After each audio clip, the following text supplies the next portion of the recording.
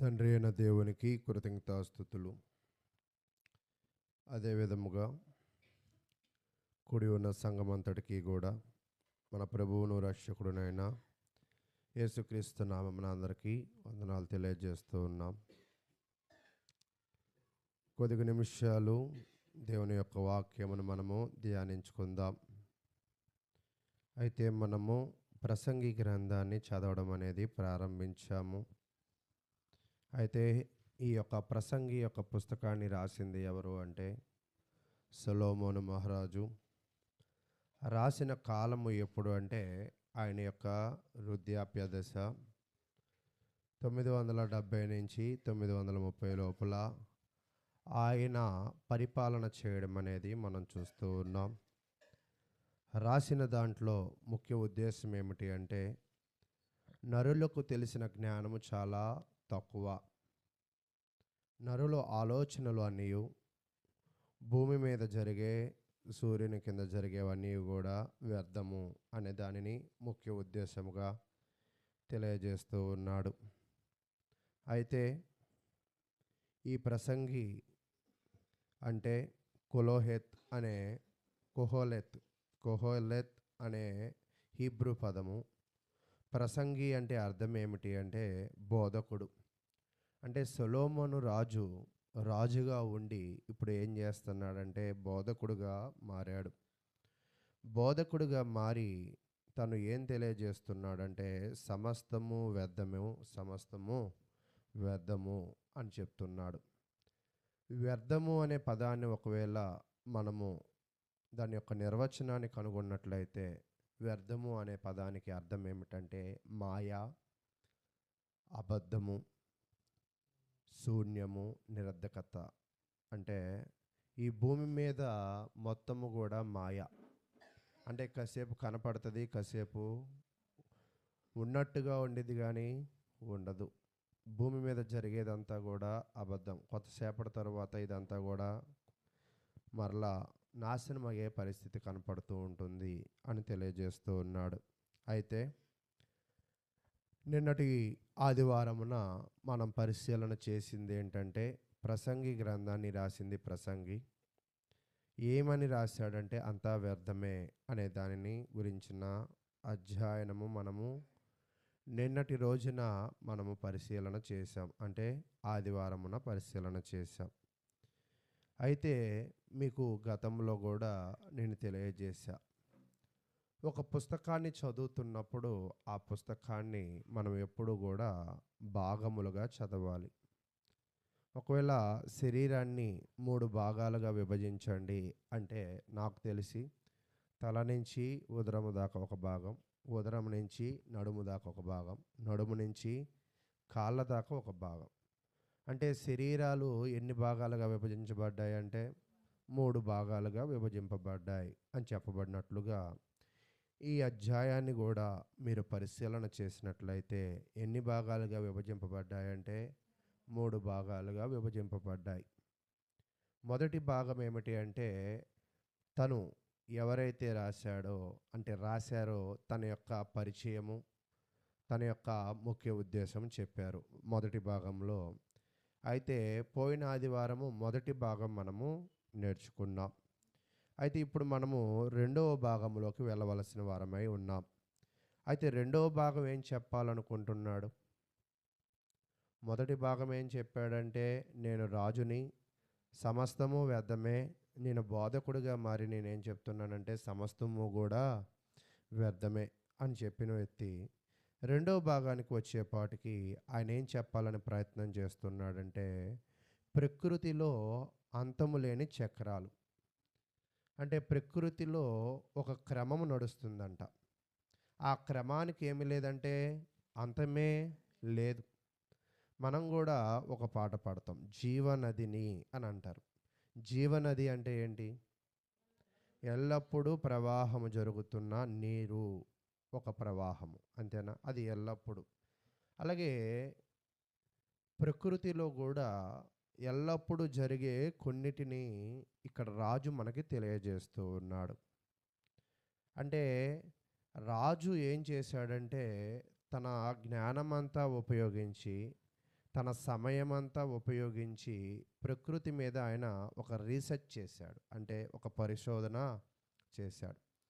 ఆ పరిశోధనలో ప్రకృతిలో అంతము లేని చక్రాలను ఒక 4 చూపిస్తున్నాడు. అంటే అంతము లేని చక్రం అంటే నిరంతరం అవి జరుగుతూనే ఉంటాయి. ఏమిటి అని మనం చూసినట్లయితే ప్రసంగి గ్రంథము 1వ అధ్యాయము 4వ వచనాన్ని మనం పరిశీలన చేద్దాం. ప్రసంగి గ్రంథము 1వ అధ్యాయము 4వ వచనాన్ని మనం పరిశీలన చేద్దాం. తరము వెంబడి తరము గతించిపోచున్నది, భూమి ఒక్కటే ఎల్లప్పుడూ నిలుచుచున్నది. సూర్యుడు ఉదయించును, సూర్యుడు అస్తమించును, తాను ఉదయించు స్థలము మరలా చేరుటకు త్వరపడును. గాలి దక్షిణమునకు పోయి ఉత్తరమునకు తిరుగును, ఇట్లు మరలా మరలా తిరుగుచు తన సంచార మార్గమున తిరిగి వచ్చును. నదులన్నీయు సముద్రములో పడును, అయితే సముద్రము నిండుటలేదు. నదులు ఎక్కడ నుండి పారివచ్చునో అక్కడికే అవి ఎప్పుడునూ మరలిపోవును అని చెప్తున్నాడు. ఇక్కడ మనము 4 నుంచి 7 వచనాలు చదివాం. ఈ 4 వచనాలలో 4 విషయాలను రచయిత తెలియజేస్తున్నాడు. ఈ 4 విషయాల్లో ఏంటంటే అవి ఎప్పుడూ కూడా ఎవరు వాటిని ఆపడానికి అవకాశమే లేదు.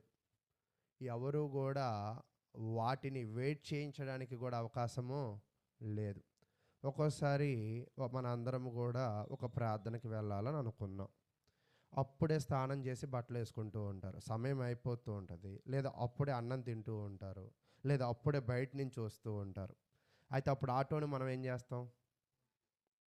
ఏది జరిగితే అది జరిగింది, తర్వాత చూసుకుందాం, వెళ్ళిపోదాం అంటామా? ఏం చేస్తాం? వచ్చేదాకా ఆపుతాం. కానీ ఇప్పుడు చెప్పిన ఈ 4 కూడా ఎవరు వాటిని ఆపడానికి అవకాశం లేదు, వాటిని వెయిట్ చేయించడానికి అవకాశం కూడా లేదు. అదేంటి, నిజమా అని మనం పరిశీలన చేసినట్లయితే ఏంటి ఇక్కడ చెప్పిన 4 విషయాలు నేను కూలంకషంగా ఒక పదాల ద్వారా చెప్తాను. చూడండి. మొదటిది భూమి. మొదటిది ఏంటంట? భూమి. రెండవది సూర్యుడు. మూడవది గాలి. నాలుగవది నదులు. ఈ 4 జరిగే ప్రక్రియలను ఆపడం ఎవరి వల్ల కూడా సాధ్యపడదు. మీరు చూడండి, మనుషులు ఒక్కోసారి ఇక్కడ చేతులు కోసుకుంటారు. ఎక్కడండి? అయితే ఇప్పుడంటే సూసైడ్లు కొంచెం తగ్గాయి, కానీ గతంలో ఇక్కడ కోసుకునేవాళ్ళు. ఇక్కడ కోసుకుంటే ఏమవుతుంది అంటే ఇక్కడ ధమనులు సిరలు అని ఉంటాయి. అంటే ఈ రక్తాన్ని గుండెకి పంపించేది, చెడు రక్తాన్ని మళ్ళా ధమనులు సిరలు ద్వారా ఇవి ప్రవాహం జరుగుతూ ఉంటుంది. ఇక్కడ ఎప్పుడైతే కోసుకుంటామో ఇక్కడ ఉండే నరము తెగినట్లయితే ఆ రక్తం అంతా కూడా ఆ ప్రక్రియ ఏమైపోయిద్దంటే ఆగిపోయిద్ది. కట్ అయిపోయింది కదా. కట్ అయిపోయినప్పుడు ఆ రక్తం అంతా కూడా ప్రవాహం చేయాల్సిన రక్తం ఏమైపోయిద్ది అంటే బయటికి వెళ్ళిపోయింది. ఎప్పుడైతే రక్తము బయటికి వెళ్ళిపోతుందో, ప్రవాహంలో ఉండదో, ఆ మనిషి ఏమైపోతాడంటే చచ్చిపోతాడు. అంటే మనిషి తన శరీరంలో నిరంతరము జరిగే ప్రవాహాన్ని ఆపగలడేమో, కానీ ప్రకృతిలో జరిగే ప్రవాహాలను ఎవరు కూడా ఆపలేరు. అయితే మనము ఒక్కొక్కటి కొంచెం వివరణగా మనం నేర్చుకునే ప్రయత్నంలో ముందుకు వెళదాం. అయితే వీటన్నిటి కింద ముందుగా మీకు నేను ఒక చిన్న బొమ్మ వేసి మరి ఒక చిన్న విషయాన్ని నేను తెలియజేయాలనుకుంటూ ఉన్నా. అయితే మీరు పరిశీలన చేసినట్లయితే జలచక్రం అని ఒకటి ఉంటుందన్నమాట. ఏంటండి? జలచక్రం. జలము అంటే ఏంటి? నీరు. అంటే ఒకవేళ మనం హెడ్డింగ్లో చూసినట్లయితే జలచక్రం. జలచక్రం అంటే ఏంటంటే మీరు గమనించినట్లయితే ఇదంతా భూమి అనుకుందాం. ఈ భూమి మీద సముద్రాలు ఉంటాయి, ఈ భూమి మీద నదులు ఉంటాయి, ఈ భూమి మీద చెరువులు ఉంటాయి. వీటన్నిటిలో ఏముంటాయంట? నీరు ఉంటుంది. ఈ నీరు ఎక్కడి నుంచి వచ్చింది అని మనం పరిశీలన చేసినట్లయితే సమస్త జీవకోటులకు, సమస్త మానవాళికి చాలామంది అంటూ ఉంటారు, అన్నం లేకపోయినా బ్రతకగలం కానీ నీరు లేకపోతే బ్రతకలేం. ఈ నీరు ఎక్కడి నుంచి వస్తుంది అంటే జలచక్రం ప్రకారంగా మనం పరిశీలన చేస్తున్నట్లయితే వర్షము ద్వారా నీరు భూమి మీదకి వస్తూ ఉంది వర్షము ద్వారా. ఓకేనా? అంటే ఆ భూమి మీదకి వచ్చిన వర్షము ద్వారా నీళ్లు భూమి మీదకు వచ్చిన తర్వాత ఇవి నదులలోను, ఇవి సముద్రముల్లోను, ఇవి చెరువుల్లోనూ ఉంటాయి. ఇలాగా పడ్డ నీళ్ళని ఉండడాన్ని ఏమంటారంటే సేకరణ అంటారు. ఏమంటారండి? సేకరణ.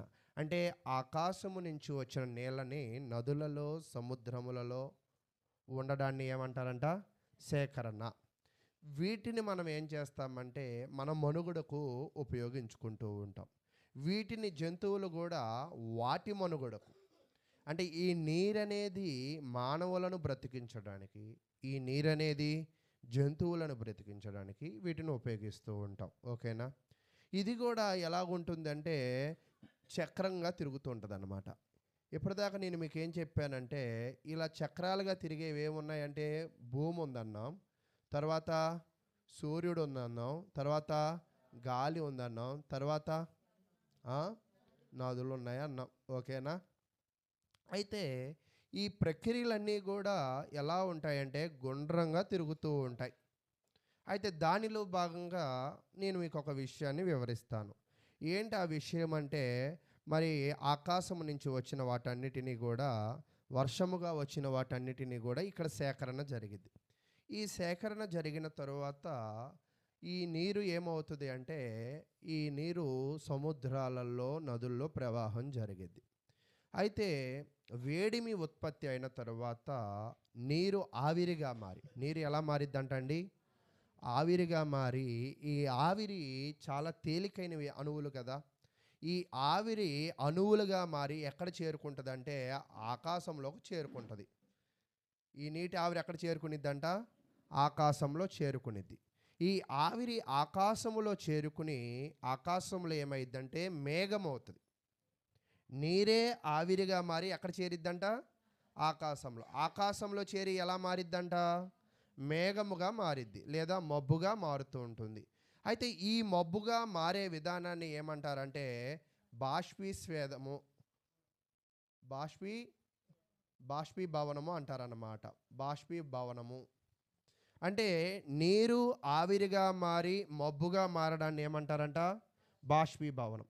అంటే ఇక్కడ సేకరణ, మరలా ఇదే నీరు ఆవిరిగా మారి మబ్బుగా మారడం బాష్పీభవనము. అయితే ఈ బాష్పీభవనం తర్వాత అదే వాటిలో ఏమవుతుంది అంటే ఈ నీటి అణువులన్నీ కూడా గడ్డ కట్టేసి ఉంటాయి ఇక్కడ. ఈ గడ్డ కట్టేసిన తర్వాత ఇది ఎలాగైపోతున్నాయి అంటే, మీరు చూడండి, ఫ్రిడ్జ్లో ఒక బాటిల్ పెట్టండి, అది కూడా డీప్లో పెట్టండి. డీప్లో పెట్టిన తర్వాత బయటికి తీయండి, బయటికి తీసి అలా ఉంచండి. ఇప్పుడు ఆ గడ్డంతా ఏమైపోయింది? కరెక్ట్గానే చెప్తున్నారా? అయితే ఇక్కడ ఈ అణువులన్నీ కూడా చేరి ఇక్కడ గట్టిపడతాయి. ఈ అణువులు మరలా ఇక్కడ ఏమవుతాయంటే సాంద్రీకరణం జరిగిద్ది అన్నమాట.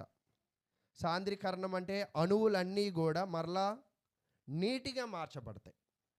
నీరు ఆవిరిగా మారి మబ్బుగా వచ్చింది.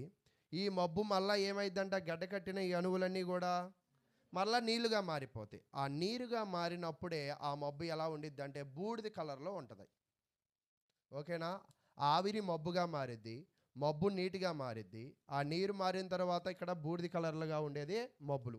ఈ మబ్బుల్నే మనం చూస్తూ ఉంటాం. అందుకే నల్ల మబ్బులు పుట్టగానే ఇక్కడ వర్షము పడిద్ది అంటాం.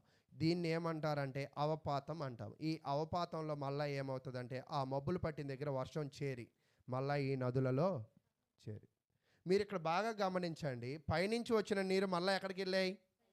మళ్ళీ పైనుంచి వచ్చిన నీళ్ళు మళ్ళీ ఎక్కడికి వచ్చాయి అంటే ఇదంతా కూడా ఎలా తిరుగుతుంది? ఒక సైక్లింగ్, అంటే ఒక చక్రంగా తిరుగుతూ ఉన్నదన్నమాట. అలాగే మనం గమనించినట్లయితే నీరు మాత్రమే కాదు, భూమి, సూర్యుడు, గాలి, నదులు, ఈ 4 కూడా ఎక్కడ ప్రారంభమవుతుందో మరలా అక్కడికి వచ్చి చేరుతూ ఉంటాయి. అయితే సొలొమోను రాజు ఏం చేశాడంటే దీనిని బాగా చూసి పరిశీలన చేసి కనుగొన్నాడు. చూడండి, మనము భూమిని గురించిన అధ్యాయాన్ని మనము చేద్దాం. భూమిని గురించిన అధ్యాయం చూసినట్లయితే భూమి మీద జనాలు మనం గమనించినప్పుడు భూమి మీదకి జనాలు వస్తూ ఉంటారు, వాళ్ళు పోతూనే ఉంటారు. కానీ భూమి మాత్రము స్థిరంగా నిలిచిపోతూ ఉంటుంది. అంటే మన తాతలు ముత్తాతలు భూమిని చూశారు. మన తర్వాత పిల్లలు మనవళ్ళు తర్వాత తరాలు భూమిని చూస్తూ ఉంటారు. భూమి ఎప్పుడు నిరంతరము నిలిచే ఉంటుంది.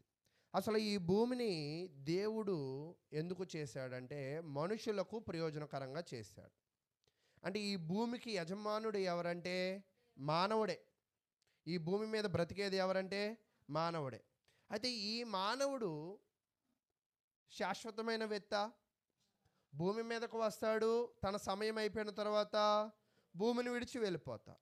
ఇప్పుడు ఉదాహరణకి పోయిన వారంలో నీలమ్మ గారు చనిపోయారు. నీలమ్మ, ఈ నీలమ్మ గారు కొంతకాలం క్రితం ఇక్కడ ఉండేవాళ్ళు ఈ ప్రాంతంలో. దీనిని విడిచి మరలా అక్కడికి వెళ్ళారు. ఇప్పుడు అక్కడ ప్రాంతాన్ని భూమిని మొత్తమును విడిచి ఎక్కడికి వెళ్ళారంటే మరలా పైకి వెళ్ళిపోయారు. అంటే ఇక్కడ నేనేం చెప్పాలనుకుంటున్నాను అంటే మానవుడు మరి మట్టి నుంచి లేబడి మరలా ఎక్కడ కలిసిపోతాడు? మట్టిలోనే కలిసిపోతూ ఉంటాడు. అంటే ఇది ఒక ప్రక్రియ. కానీ భూమి మాత్రము స్థిరంగా ఉంటుంది. అంటే మీ వంశం మీ తాతల్ని మోసింది, నిన్ను మోసింది, మీ తర్వాత తరాలని మోస్తూ ఉంటుంది. అయితే భూమి ఉన్నంత వరకు కూడా మానవ మనుగడ ఉంటుంది. ఒకవేళ భూమి నాశనం అయిపోయినప్పుడు మానవ మనుగడ కూడా నాశనం అయిపోయింది. అప్పటిదాకా మాత్రం భూమి ఎలాగుండిద్ది అంటే స్థిరముగా ఉంటుంది. అయితే భూమి స్థిరమైనది, భూమిని కొన్న యజమానుడు స్థిరమైన వాడా? ఒక్కోసారి చూడండి, చాలా కష్టపడి ఆస్తిపాస్తులు కొంటాం, కానీ వాటిని ఎవరికి ఇవ్వాల్సిందే? తదుపరి ఉంచుకోవడానికి సాధ్యపడిద్దా? పోనీ పట్టుకుని పోవడానికి సాధ్యపడిద్దా? అంటే ఎప్పుడు కూడా ఈ భూమిని గురించిన అధ్యాయం నేనేం చెప్తున్నాను అంటే భూమి మీద నువ్వు అశాశ్వతమైన వ్యక్తివే, భూమి మాత్రము శాశ్వతమైనది. అంటే తర్వాత సూర్యుడు, రెండవ ఉదాహరణ ఏం చెప్తున్నాడంటే సొలొమోను మహారాజు సూర్యుడి గురించిన అధ్యయనాన్ని తెలియజేస్తూ ఉన్నాడు. అంటే భూమిని పరిశోధించాడు. భూమిని పరిశోధించి దాని నుంచి నేనేమైనా తెలుసుకోవడానికి ఉందేమో చూశాడు. దాని నుంచి ఆనందపడగలిగే పరిస్థితి ఏమైనా ఉందేమో చూశాడు. కానీ తనకేం అర్థమైంది ఏంటంటే మనుషులు వస్తూ ఉంటారు, పోతూ ఉంటారు, భూమి మాత్రము ఉండిపోయిద్ది అని అతను నేర్చుకున్నాడు. తరువాత తను దేని మీద పరిశోధన చేశాడు అంటే సూర్యుడి మీద పరిశోధన చేశాడు.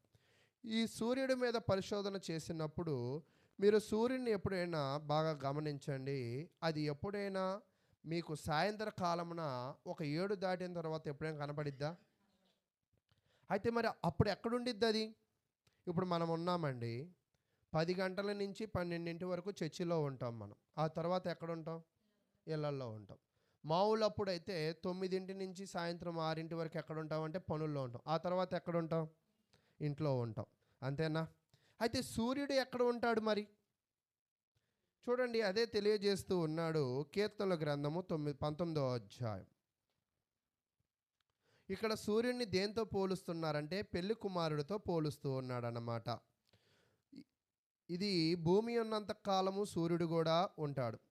సూర్యుడు ఒకవేళ గమనించినట్లయితే అంతఃపురములో ఉన్న బయలుదేరే పెండ్లి కుమారుడిలాగా ఉంటాడంట.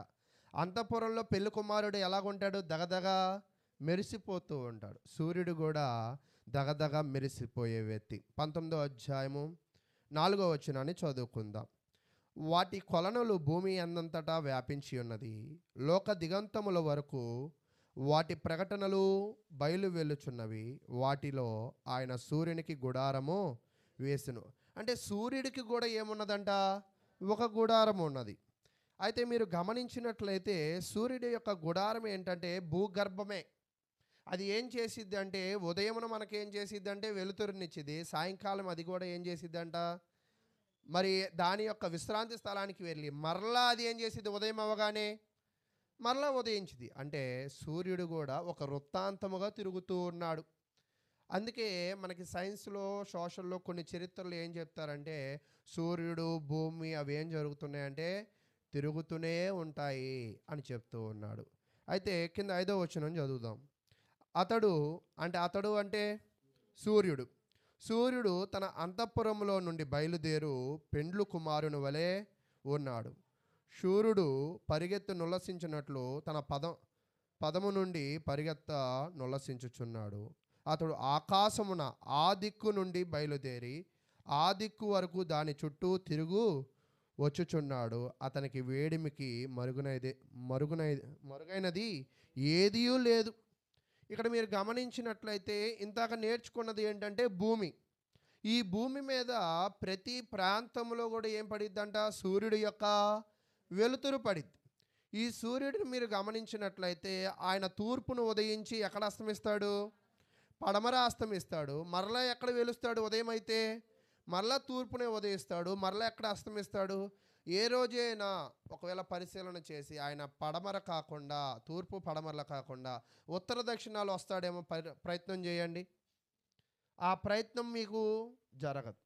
అంటే భూమి మీద మనిషి పుడుతూ ఉన్నాడు, చచ్చిపోతూ ఉన్నాడు. దానిని ఎవరైనా ఆపగలిగారా? ఆపలేకపోయారు.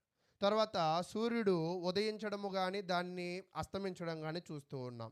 దాని ప్రక్రియ మారుతుందా? దాని ప్రక్రియ కూడా మారడం లేదు. అయితే ఇప్పుడు మనం మూడవది ఏమిటి అంటే గాలి. భూమిని చూసాము, సూర్యుడిని చూసాము, తదుపరి ఏంటంట?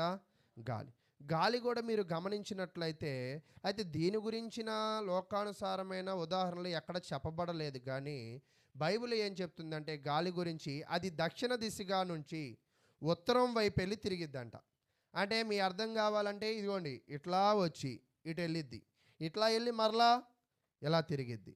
అంటే భూమే కానీ, సూర్యుడే కానీ, గాలే కానీ ఇవన్నీ కూడా ఏం జరుగుతున్నాయంట?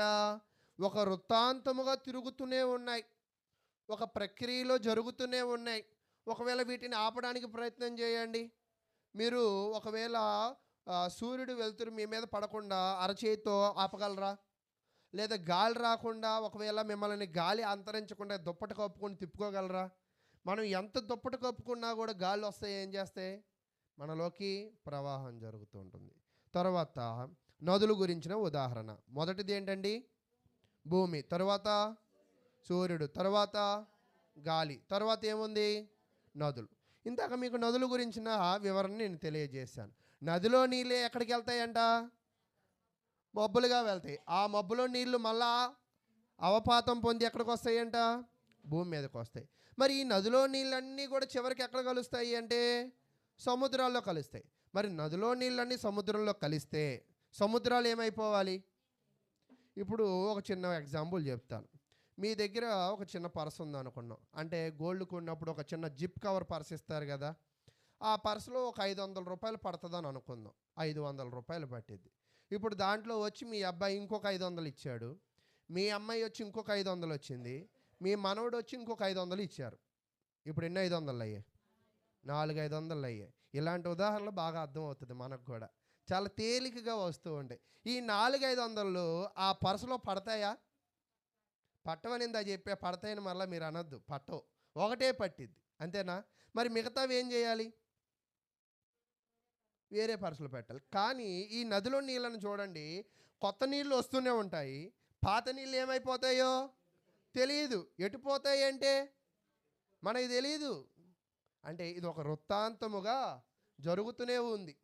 అంటే భూమే కానీ, సూర్యుడే కానీ, గాలే కానీ, నదులే కానీ వీటిని మీరు పరిశీలన చేసినట్లయితే మరి అవి ఎప్పుడూ కూడా వృత్తాంతముగా జరుగుతూనే ఉంటాయి. వీటిని ఆపడానికే కానీ, వీటిని వెయిట్ చేయమనడానికే కానీ అవకాశము లేదు. మొన్న కూడా అక్టోబర్ 11, 2024లో పొద్దున్నంతా మేఘాలు వచ్చేసాయి. మేఘాలు రాగానే మరి నాకు అర్థమైపోయింది, ఖచ్చితంగా శైలజ అక్క భయపడిపోయింది, వర్షం పడేటట్టుగా ఉందని. వెంటనే ఫోన్ చేస్తే అక్క ఏం భయపడద్దు అన్న. మొన్న మహేశ్వరి అక్క ఒక కార్యక్రమం పెట్టుకుంది, అప్పుడు కూడా పొద్దున్నే మేఘాలు వచ్చేసాయి. అంటే ఒక్కోసారి మేఘాలు వస్తే మనకేం అర్థమైపోతుంది? వర్షం వచ్చేస్తుంది అని. అయితే ప్రియులారా, ఒకవేళ మా ప్రార్థన అయిపోయాక పడు అని మనం ఆపగలమా దాన్ని? ఒకవేళ ఇష్టం లేని వాళ్ళు ఉంటారు కొంతమంది, ప్రార్థనలో పడాలి ఎలాగ భలే ఉండిద్దిలే అని అనుకుంటారు. అలా సాధ్యపడిద్దా పోనే?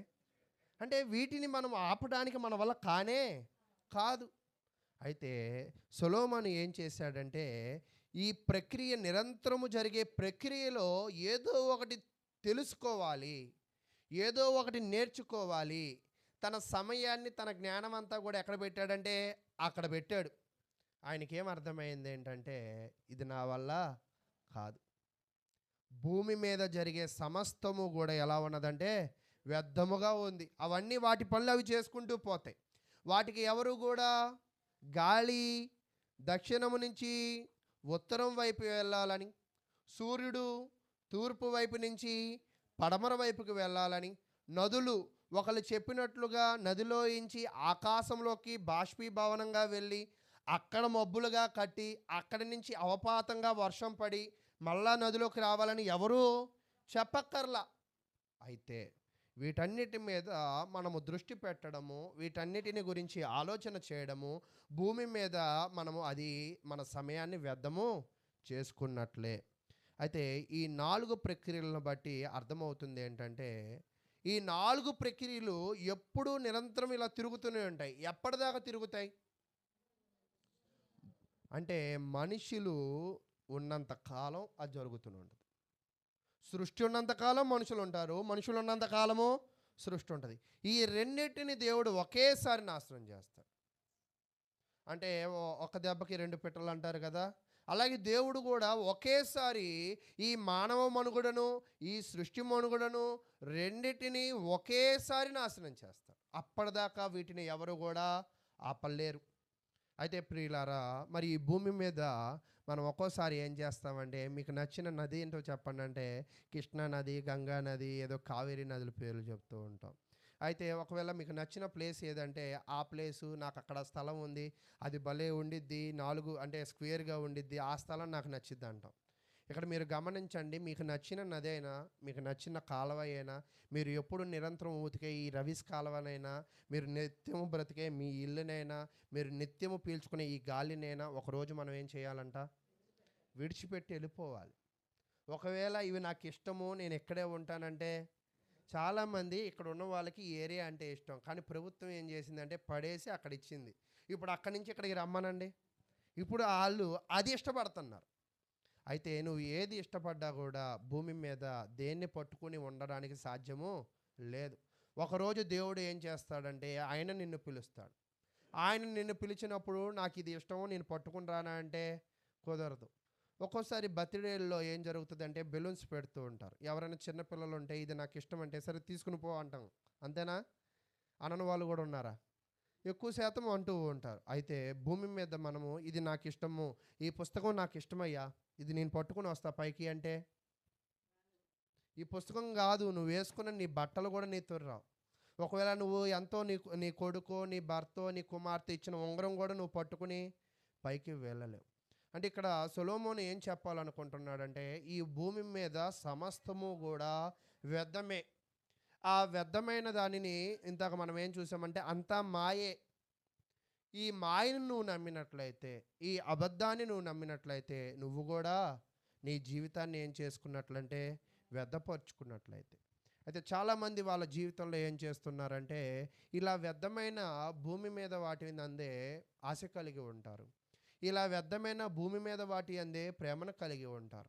ఇలా వ్యర్థమైన భూమి మీద వాటి మీదే వాళ్ళ దృష్టిని కలిగి ఉంటారు. కానీ సొలొమోను తను ఏం చెప్పాలనుకుంటున్నాడంటే, భూమి మీద నువ్వు శ్రద్ధ నిలపడానికి, ఆశపడడానికి సాధ్యమే. నువ్వు ఆశపడు కానీ ఏది కూడా సంపాదించుకోలేవు, ఏది కూడా ఉంచుకోలేవు. కాబట్టి నీ దృష్టిని భూమి మీద ఉంచొద్దు. సొలొమోను ఇక్కడ చెప్పాలనుకుంటున్న మరి ముఖ్యమైన ఉద్దేశం ఏంటంటే, భూమి, సూర్యుడు, గాలి, నదులు, భూమి మీద జరిగే సమస్తము మీద నీ దృష్టిని, నీ మనసును ఉంచినట్లయితే అవి వ్యర్థమైనవి. వ్యర్థమైన వాటి యందు నువ్వు ఉంటే నువ్వు కూడా ఏమైపోతావు? వ్యర్థమైపోతావు అని చెప్తున్నాడు. చూడండి, 1 యోహాను రాసిన పత్రిక 2వ అధ్యాయం. 1 యోహాను రాసిన పత్రిక 2వ అధ్యాయము 15వ వచనాన్ని మనం చదువుకుని ముందుకు వెళ్దాం. 1 యోహాను రాసిన పత్రిక 2వ అధ్యాయము 15వ వచనం. ఈ లోకమునైనను లోకములో ఉన్న వాటినైనను ప్రేమింపకుడి. ఎవడైనను లోకమును ప్రేమించిన ఎడల తండ్రి ప్రేమ వానిలో నుండదు. తర్వాత లోకమును 17వ వచనం చూడండి. లోకమును దాని ఆశలు ఏమైపోతున్నాయంట? గతించిపోవచ్చున్నవి, కానీ దేవుని చిత్తము జరిగించువాడు నిరంతరమును నిలుచును. ఇక్కడ మీరు గమనించినట్లయితే మీ జీవితంలో మీ దృష్టి అంతా కూడా ఈ లోకంలో వేటి యందును కూడా ఉంచకూడదు. ఒకవేళ మీ దృష్టిని వేటి యందైనా మీరు స్థిరపరిచినట్లయితే, వేటి మీదనైనా మనసుంచినట్లయితే, వేటి యందైనా నువ్వు ఆసక్తి కలిగినట్లయితే అవన్నీ కూడా ఏమైపోతాయంటే వ్యర్థమైపోతాయి. అయితే ఒకవేళ నీ మనసును లోకములో ఉన్న వాటి మీద నువ్వు స్థిరపరిస్తే నీలో ఏమి లేదంట, దేవుని ప్రేమ లేదు.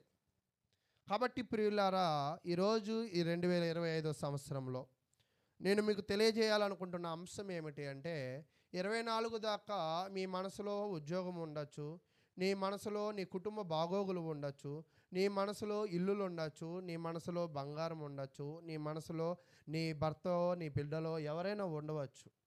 అయితే వాటి అన్నిటి మీద నువ్వు ఆశ పెంచుకోవడం అనేదే కానీ, వాటి అన్నిటి మీద నువ్వు దృష్టి పెట్టడమే కానీ, వాటి వల్ల నీలో ఏం పోతుందంటే దేవుని ప్రేమ పోతుంది.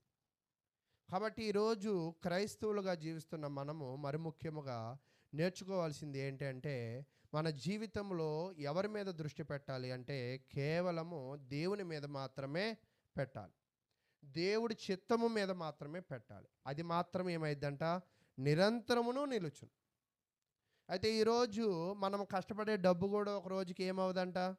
మీరు చూడండి, నాకు తెలిసి 2018 నవంబర్ 8వ తారీఖు 500 నోట్లని 2000 నోట్లని 2017లో రద్దు చేసేశారు. 17 17 16 17లో నవంబర్ 8వ తారీఖున రద్దు చేసేశారు. ఒకవేళ ఆ కట్టలు మీకు దొరికాయి అనుకోండి, అబ్బా నేను ధన్యుణ్ణి రా అని అనుకుంటారా? ఏమనుకుంటారు? పోనీ మీ అబ్బాయి తెచ్చి ఇదిగో డబ్బులు, ఇదిగో దాసుకో, పండగ చేసుకో, ఒక చీర కొనుక్కో, సంక్రాంతి వస్తుంది కదా, చీర కొనుక్కొని ఒక మంచి సినిమాలు రిలీజ్ అవుతున్నాయి, ఒక 2 దానికి వెళ్ళు అని ఇచ్చాడనుకో, అరే పిచ్చోడనే తలకి ఆడనే కొడతాం. అంతేనా? పనికిరాని నోట్లు ఎవరైనా తీసుకొస్తే ఆడనేమంటాం, ఒరే పనికిరానోడా అని తిరిగి ఆడనే తిడుతూ ఉంటాం. అలాగే నేను కూడా ఏం చెప్తున్నానంటే, భూమి మీద పనికిరానివి కొన్ని ఉన్నాయి. అసలు భూమి మీద ఏది కూడా పనికిరానిది. అయితే పనికొచ్చేది ఏదైనా ఉన్నది అంటే దేవుడు, దేవుని యొక్క ప్రేమ మాత్రమే. ఒకవేళ నువ్వు ఈ లోకమే కానీ, నీ బిడ్డలే కానీ, నీ కుటుంబమే కానీ వీటి యందు ఆసక్తి కలిగి రాత్రింపగలు కష్టపడి రాత్రింపగళ్ళు నీ కడుపును పోషించుకున్నంత మాత్రాన నీ జీవితంలో నువ్వు ఎదగలేవు.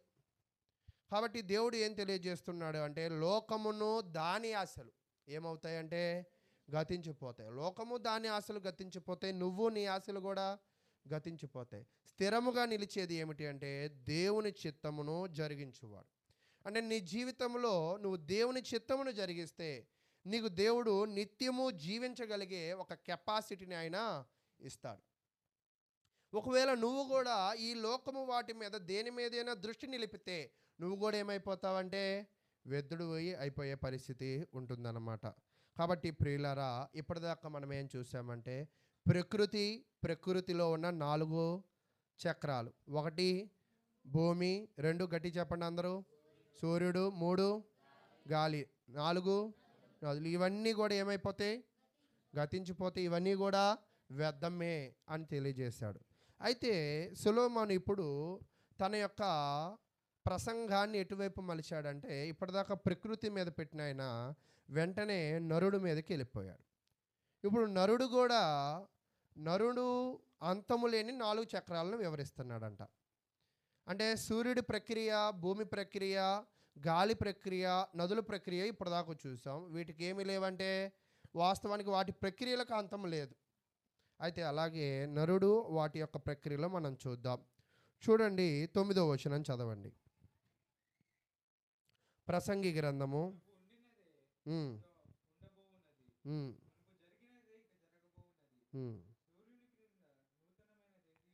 చాలు. ఇక్కడ 4 విషయాలు తెలియజేస్తున్నాడు. ఒకటి ఏంటంటే, మీరు రాసుకున్నట్లయితే జరిగినదే జరిగిద్దంట. సొలొమోను తన జీవితంలో తెలుసుకున్నది ఏంటంటే జరిగిందే జరిగిద్దంట, కొత్తదేం కూడా జరగదు. పేజీ నెంబర్ ఎంత అండి? 556 నెంబర్ పేజీ.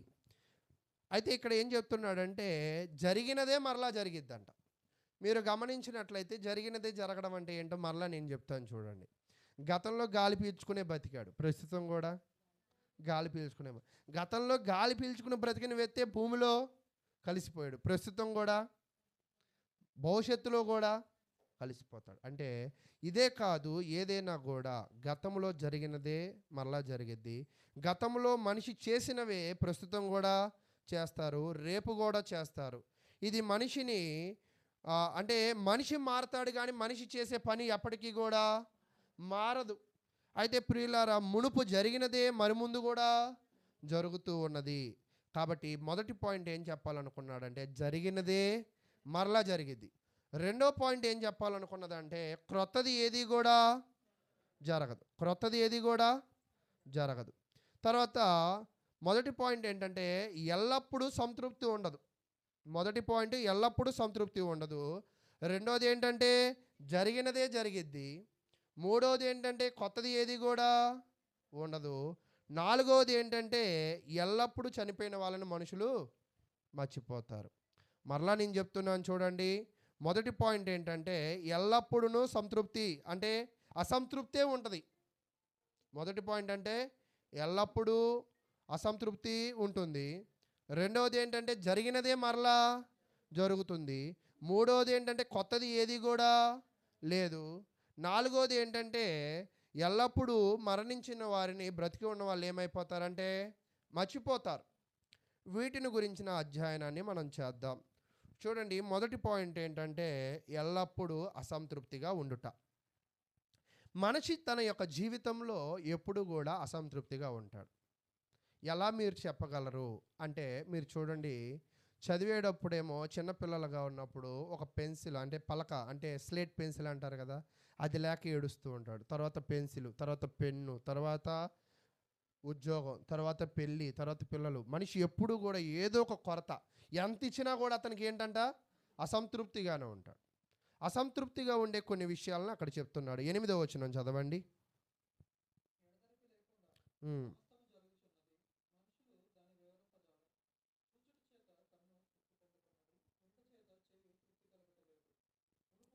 చాలు.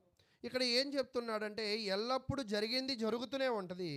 ఇక్కడ మాట్లాడడము, చూడడము, వినడము, ఈ మూడిట్లో ఏమి లేదంట తృప్తి లేదు. మీరు ఎప్పుడు చూసే మీ మొబైల్నే చూస్తూనే ఉండండి, చూడాలనిపిస్తుందా? కాసేపు ఆపేసి బైబిల్ కూడా చదువుకుందాం అనిపించిద్దా? మీరు ఎల్లప్పుడు చూసే టీవీలు చూస్తూనే ఉండండి, చూడాలనిపించిద్దా? కాసేపు ఆపేసి ప్రార్థన చేసుకోవాలనిపించిద్దా? అంటే చూసింది చూడాలనిపిస్తూనే ఉంటుంది కానీ దానికి మనం ఏం పడమంట తృప్తి చెందాం, ఇక చాలులే అని అనిపించదు. మీరు కూడా చూడండి, ఈ సెలవుల్లో కూడా పిల్లల్ని టీవీ దగ్గర వదిలేసేయండి. వాళ్ళకి తిండి ఉండదు, తెప్పలు ఉండవు, నీళ్ళు ఉండవు. ఆ టీవీ ముందు ఒక అస్థిపంజరం లాగా అలా కూర్చొని ఉంటారు. వాళ్ళని ఎవరు కదిపినా కదపకపోయినా వాళ్ళ కళ్ళు అంతా కూడా దేని మీద ఉంటాయి? ఎంత చూస్తావురా బాబు అని అంటూ ఉంటాం. కానీ వాళ్ళకి ఏముండదంట, అసలు వాళ్ళకి కాదు మనకు కూడా తృప్తి ఉండదు ఒక్కోసారి. చూడటమే కాదు కొంతమంది చూడండి, ఎన్ని ముచ్చట్లు చెప్పినా చెప్పాలనిపిస్తూనే ఉంటుంది. చెప్పేవాళ్ళు చెప్తూనే ఉంటారు, వాళ్ళకి నోరు నొప్పి ఉండదు, వినేవాళ్ళు వింటూనే ఉంటారు, వీళ్ళకి అలసట ఉండదు. అంటే ఇక్కడ ఏం చెప్తున్నాడంటే రచయిత, చూసేవాడే కానీ, వినేవాడే కానీ, మాట్లాడేవాడే కానీ ఇవన్నీ జరుగుతూనే ఉంటాయి కానీ తృప్తి ఉండదు. అబ్బా ఇక చాలే, ఇప్పుడు గొడవ ఏదో జరుగుతుంది అనుకో, ఇంకా చాలే, నిద్ర వస్తుంది, నిద్రపోదాం అని అనిపిస్తుందా? ఏమనిపించిద్ది? ఇంకోసేపు చూద్దాంలే ఏం జరిగిద్ది. వాళ్ళందరూ వెళ్ళిపోయేదాకా కూడా మనం వెళ్ళాం. ఎందుకని? వాళ్ళందరూ వెళ్ళిపోయాక వాళ్ళ గురించి మనం మాట్లాడుకోకపోతే ఇంకెవరు మాట్లాడుకుంటారు? మనం మాట్లాడుకోవాలి ఆ చర్చ. ఇక్కడ జనాలలో మాట్లాడడానికి, వినడానికి, చూడడానికి ఏముండదంట, తృప్తే ఉండదు.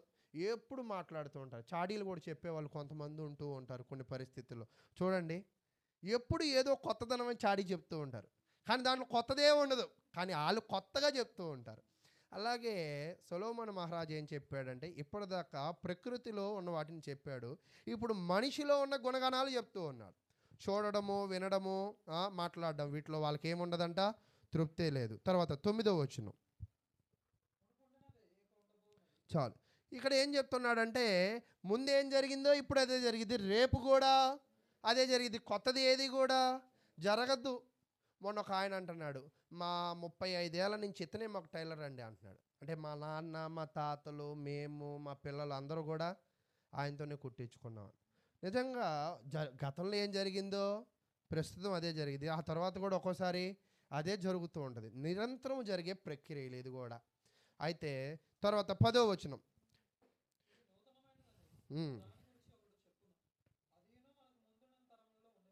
ఉమ్, ఉమ్, చాలు. ఇక్కడ ఏం చెప్తూ ఉన్నాడంటే 10వ వచనంలో మీరు గమనించినట్లయితే మీరు సొదొమ గొమొర పట్టణాలు చూడండి. సొదొమ గొమొరల పట్టణంలో ఒక సంఘటన జరిగింది. ఎవరైనా చెప్పగలరా? ఒక సంఘటన జరిగింది. అంటే అగ్నివర్షం పడింది ఒక రకంగా. కొత్త విషయం ఏంటంటే అగ్నివర్షం పడింది. ఇప్పటిదాకా 6వ అధ్యాయం వచ్చేదాకా నీళ్ళ వర్షం తెలియదు వాళ్ళకి. ఇప్పుడు వర్షం అంటే నీకు తెలుసు. వర్షం అంటే ఏంటి? చినుకులు పడతాయి, తడవకుండా గొడుగో రెయిన్ కోట్ వేసుకోవాలని. కానీ నోవాహు కాలం వరకు అంటే 1000 ఏళ్ళు భూమి మీద ఏం లేదంట, వర్షమే లేదు. అంటే అప్పటిదాకా వాళ్ళకి వర్షం అంటే ఏంటో కూడా తెలియదు. 1056కి ఎవరు పుట్టారంటే నోవాహు పుట్టాడు. 1656కి ఏం పడిందంటే వర్షం పడింది. అంటే 1600 సంవత్సరాలు భూమి మీద ఆకాశం నుంచి నీరే పడల. అది ఇప్పుడు నీరు పడుతూ ఉంది. ఇప్పుడు వాళ్ళకి అది ఎలా ఉంటుంది? కొత్తగా ఉంటుంది. ఇప్పుడు నీకు అదేంటి? వాళ్ళు మనుషులే, మనం మనుషులమే. వాళ్ళకి కొత్త, మనకు పాత. ఎందుకు? మనకి తెలిసిపోయింది ఇంకా. అంటే బైబిల్ అయితే ఎంత చదివినా అర్థం కాదు, తెలియదు. కానీ ఈ వర్షాలు, ఈ ఎండలు, ఈ డబ్బులు మన పర్సులో ఎంత పెడితే టైట్ అయ్యిద్దో అవన్నీ మనకి బాగా తెలుసు. అయితే ఇక్కడ సొలొమోను కూడా ఏం చెప్తున్నాడంటే ఈ భూమి మీద ఏంటంట, ఏమి లేదంట, ఏది కొత్తది ఉండదు. అయితే వచ్చినోడికి కొత్తగా అనిపించింది కానీ అది గతంలో కూడా ఉన్నదే అని తెలియజేస్తున్నాడు. తర్వాత 11వ వచనానికి వచ్చేద్దాం. ఇప్పటిదాకా ఏం చూసామంటే తృప్తి లేదు, జరిగిందే మరలా జరిగిద్ది, కొత్తది ఏది కూడా లేదు. అయితే అతను ఏం చేస్తాడంటే 11వ వచనం చూద్దాం.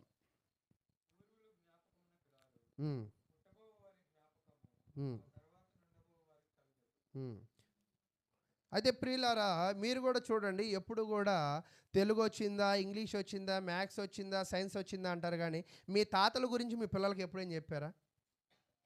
అంటే వాళ్ళ గురించి అవసరం లేదు. తర్వాత నీ గురించి ఈ పిల్లలు కూడా వాళ్ళ పిల్లలకి ఎప్పుడు చెప్పరు. అంటే వాళ్ళు గుర్తే ఉండరు మనకి ఇంకా. అంటే ఇక్కడ ఇది కూడా ఉంది కదా, ఈ సన్నిధానం ఈరోజు నాకంటే బాలసుందరం గారు తెలుసు, నాకంటే యేసుపాదం గారు తెలుసు, తర్వాత వాళ్ళకి తెలియదు. బాలసుందరం గారు ఎవరంటే ఎవరో నాకేం తెలుసు అంటారు, యేసుపాదం గారు ఎవరంటే తెలియదు అంటారు. ఒక 3 తరాల తర్వాత అనిల్ ఎవరన్నా కూడా తెలియదు. అదేంటయ్యా ఈ సీలింగ్ కొనింది ఆయన, ఈ గడియారం ఇచ్చింది ఆయన అంటే మాకేం తెలియదు. కానీ దీన్ని మాత్రం ఏం చేస్తాం మనం? ఉపయోగించుకుంటాం. కాబట్టి ప్రియులారా, ఇక్కడ ఏం చెప్తున్నాడంటే రచయిత, మనిషి నిరంతరము కూడా దేవుడు గొప్ప వరం ఏంటో తెలుసా మనిషికి ఇచ్చింది? మర్చిపోట.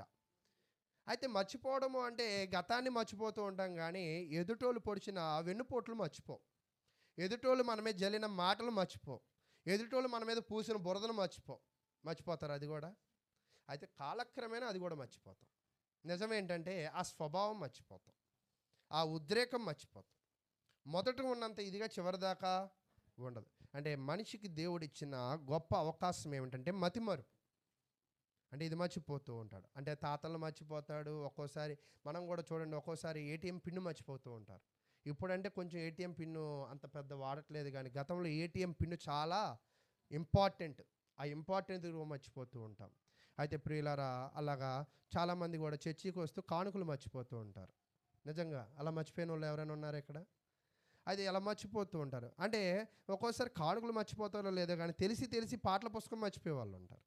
ఇంట్లోనే ఉంటుంది అటక మీద, ఆ పుస్తకం కూడా నలగదు, అది మర్చిపోతూ ఉంటారు. అంటే మనిషి ఈరోజు నిరంతరము కూడా ఒక మతిమరుపుతో జీవిస్తూ ఉంటాడు. అంటే ఇది మతిమరుపు అనడం కాదు, కానీ దేవుడు ఏం తెలియజేస్తున్నాడంటే సొలొమోను ద్వారా మనిషి ఏది కూడా ఎక్కువ కాలము గతంలో సంబంధించినవి గుర్తులు ఉంచుకోడు, వాటన్నిటిని కూడా మర్చిపోతాడు. అయితే మనుషులు మరణిస్తూ ఉంటారు, మరణించిన వాళ్ళని మరలా వాళ్ళు గుర్తుపెట్టుకోరు అని చెప్తున్నారు.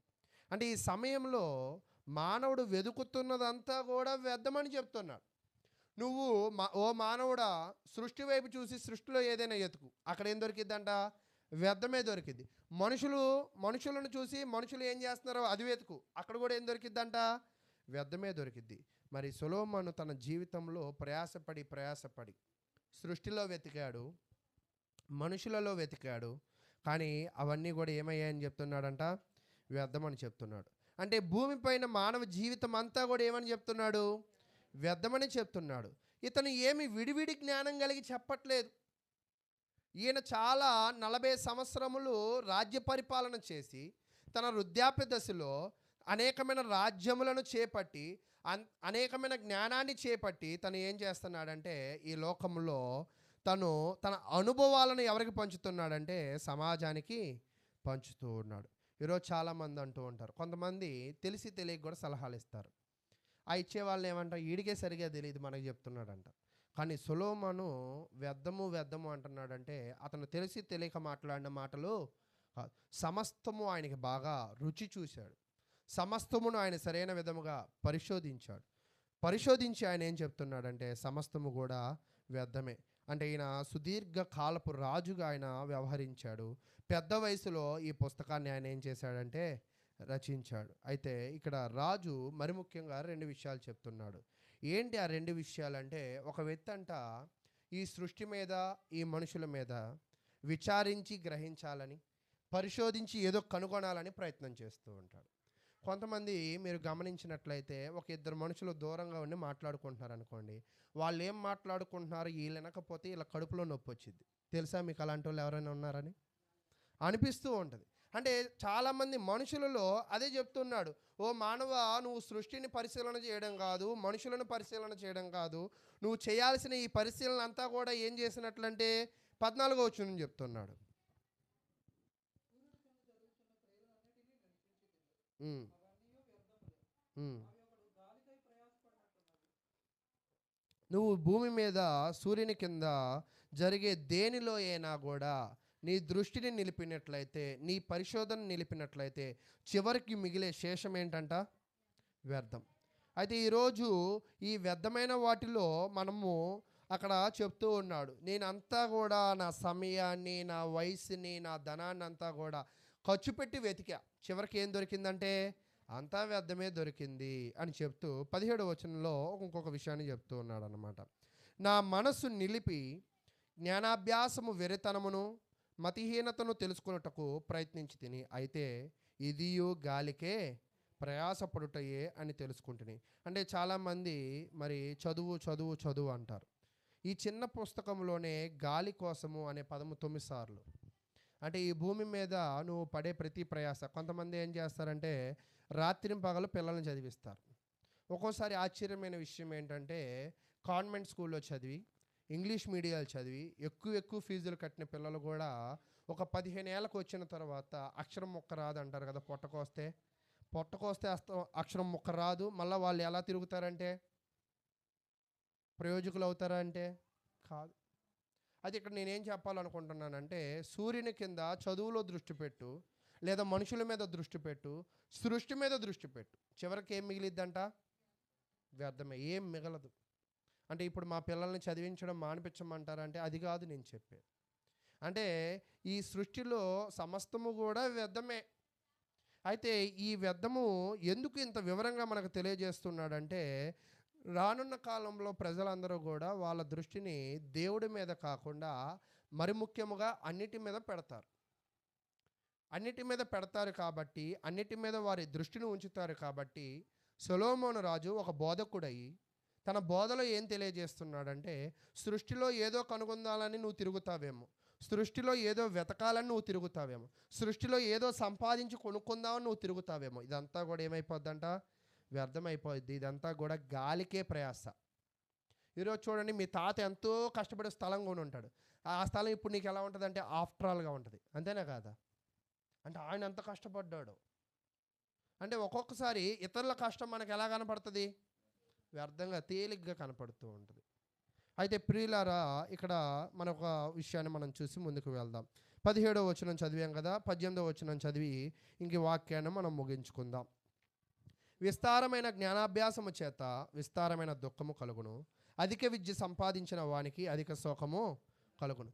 ఈ భూమి మీద నీ దృష్టిని ప్రకృతి మీద నిలుపు, మనుషుల మీద నిలుపు, విద్య మీద నిలుపు. ఇవన్నీ కూడా నిన్ను ఎలా మార్చిద్ది అంట? చివరికి పిచ్చోడిగా మార్చిద్ది. ఒక రకంగా ఎలా మార్చిద్దంట? పిచ్చోడుగా మార్చిద్ది. అదేంటండి, చదువుకున్న వాళ్ళు పిచ్చోళ్ళు అంటే? అవును, పిచ్చోళ్ళే. అంటే ఒక వ్యక్తి ఎప్పుడు జ్ఞానవంతుడు అవుతాడంటే కీర్తనలో 14:1 ఏం చెప్తాడంటే దేవుణ్ణి తెలుసుకున్న వాడు ఏమవుతాడంటే జ్ఞానవంతుడు. తన దృష్టిని భూమి మీద దేవుని మీద కాకుండా వేటి అందైనా దృష్టి నిలిపినట్లయితే, వేటి మీదైనా మనసు నిలిపినట్లయితే, వేటినైనా అనుసరించినట్లయితే మనం ఏమైపోతామంటే వ్యర్థమైపోతాం. ఈరోజు నిజంగా చూడండి, ఆరాధన కార్యక్రమాల్లో పరిశీలన చేస్తున్నప్పుడు, బైబిల్లో కూడా మనం పరిశీలన చేస్తున్నప్పుడు ఎందుకు రాలేదు అంటే ఫలానా పని అని చెప్తారు, ఫలానా వ్యవహారం అని చెప్తూ ఉంటారు. కానీ ఒకవేళ వాటి మీద నువ్వు దృష్టి నిలిపి నువ్వు దేవుని విడిచిపెట్టినట్లయితే నువ్వేమైపోతావంటే వ్యర్థుడు అయిపోతావు. ఇక్కడ ఆదాము అవ్వలు కూడా అదే పాపం చేశారు. దేవుని వెతకవలసిన వాళ్ళు ఏం వెతికారంటే సాతానుని వెతికారు. సాతాడు చెప్పిన మాటలను వెతికారు. దేవుడు అనుగ్రహించిన జ్ఞానాన్ని వెతికినప్పుడే మనం జ్ఞానవంతులం అవుతాం. దేవుడు అనుగ్రహించిన దానిని ఒకవేళ వెతికినట్లయితే మనం ఏమవుతామంటే అజ్ఞానులం అవుతాం, లేదా శ్రాపగ్రస్తులం అవుతాం. భూమి మీద నరుడికి దేవుడు వెతకమనింది ఎవరిని అంటే, అందుకే చెప్తుంది అనమాట. ఒక సమరయ స్త్రీ అడుగుతుంది, అయ్యా ఎలా మేము ఆరాధించాలి దేవుని అంటే, ఒక కాలము వచ్చుచున్నది, ఆ కాలము వచ్చే ఉన్నది, తండ్రిని ఆరాధించువారు ఆత్మతోనూ సత్యముతోనూ ఆరాధించవలెను. అంటే ఈ భూమి మీద వ్యర్థము కాని కార్యక్రమం ఏదైనా ఉన్నది అంటే దేవుణ్ణి ఆరాధించు. అయితే ఈరోజు వ్యర్థము కాని కార్యక్రమానికి ఏమో తక్కువ సమయం ఇస్తాము, వ్యర్థమయ్యే దానికి ఏం చేస్తాము, ఎక్కువ సమయం ఇస్తాం. ఈ ఇచ్చే సమయంలో కూడా కాసేపు ముచ్చట్లు ఉంటాయి, కాసేపు ఆలస్యం ఉంటుంది, కాసేపు నిద్ర ఉంటుంది, కాసేపు దృష్టి వేరే వైపు మళ్లింపు ఉంటుందన్నమాట. మీరు గమనించినట్లయితే ఒకవేళ మీ దగ్గర ఫోన్స్ ఉన్నాయి కదా, యూట్యూబ్లోకి వెళ్ళి అమెరికాలో ఆరాధనలు ఎలా చేస్తారంటే, ఆరాధన టైం 10ంటికి అయితే వాళ్ళు 9ంటికే వస్తారు.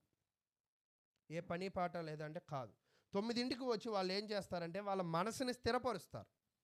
అదరాబదరాగా వచ్చి కూర్చుని అదరాబదరాగా కూర్చుని పాటలు పాడి అదరాబదరాగా వాక్యం మనం ఏం చేయలేం, వినలేం. మళ్ళీ మనం అదరాబదరా వస్తూ ఉంటాం కదా, ఖచ్చితంగా ఈ శరీరం ఏమైపోయింది, అలిసిపోయింది, కూర్చోగానే ఏమైపోతుంది, నిద్ర వచ్చేసింది. కాబట్టి అందుకే అమెరికా సిటిజన్స్ ఎందుకంటే వాళ్ళన్నిట్లో ముందుంటారు. అందుకే అన్నిట్లోనే కాదు, వాళ్ళు దేవునిలో ముందున్నారు కాబట్టి అన్నిట్లో కూడా ఎలా ఉన్నారంటే ముందు ఉండగలిగారు.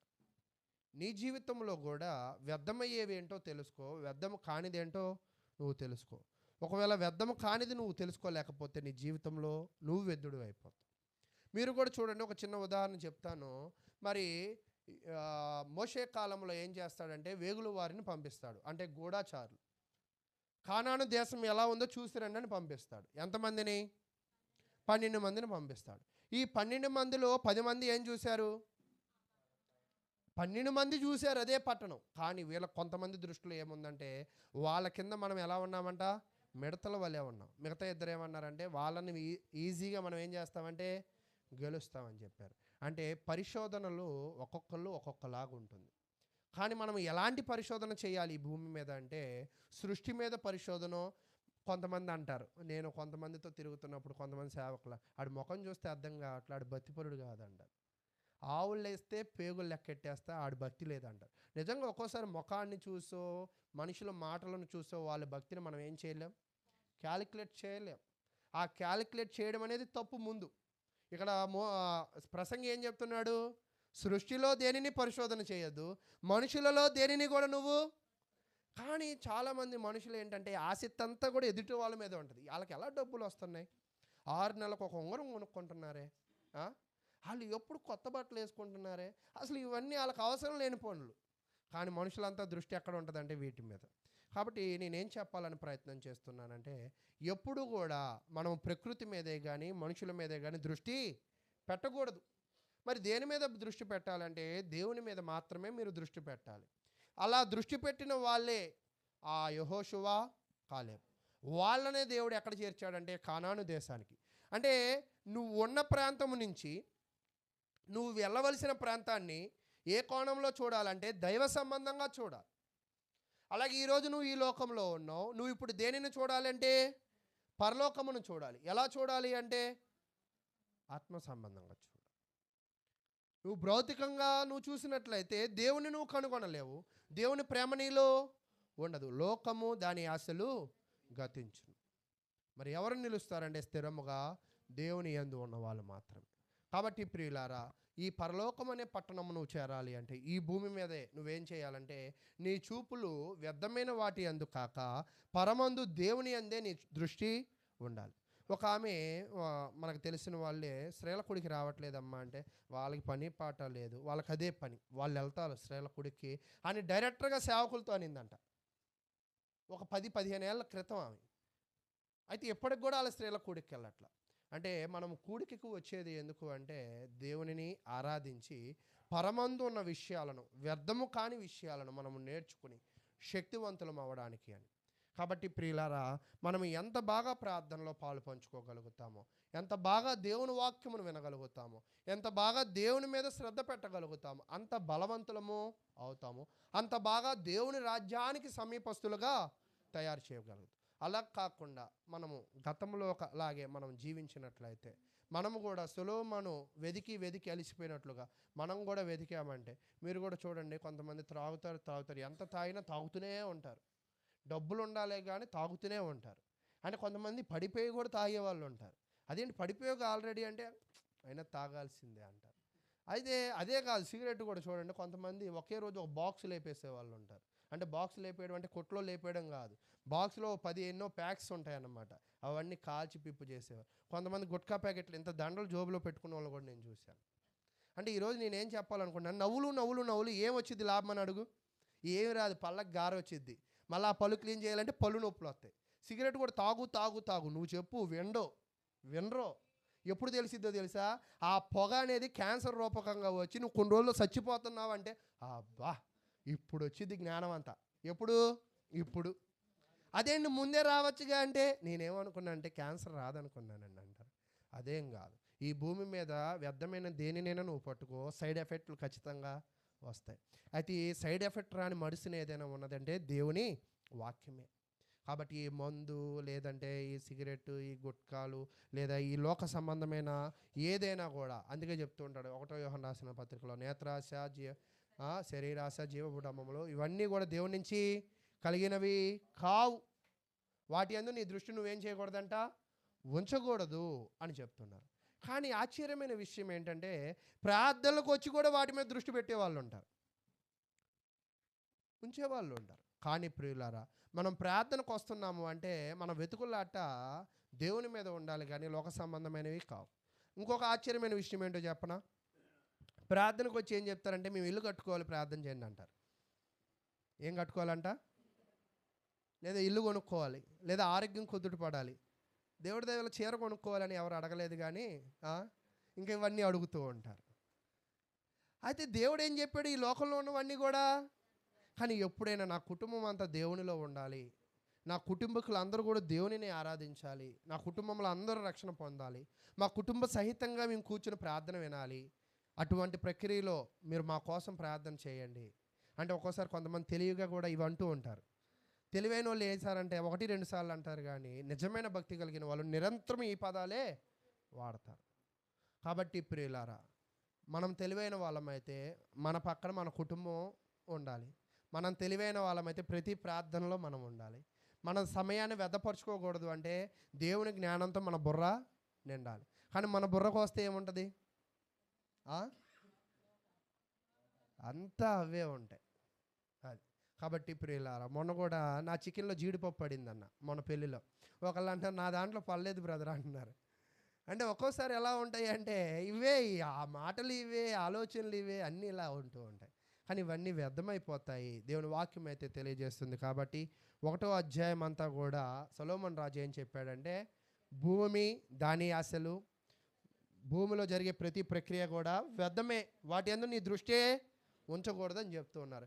కాబట్టి ఈ 2025లో మీ అందరికీ ఇల్లు కావాలని వాగ్దానం వచ్చిద్దా? అసలు ఇవన్నీ గతించిపోయేవైతే ఇల్లు ఇస్తానని దేవుడు ఎలా వాగ్దానం చేస్తాడు? పిల్లలు చేయడు.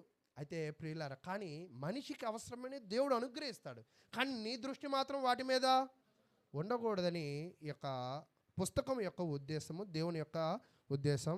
మరి ఎంతో ఓపికగా మీ అందరికీ ప్రభు నామమున వందనాలు తెలియజేస్తూ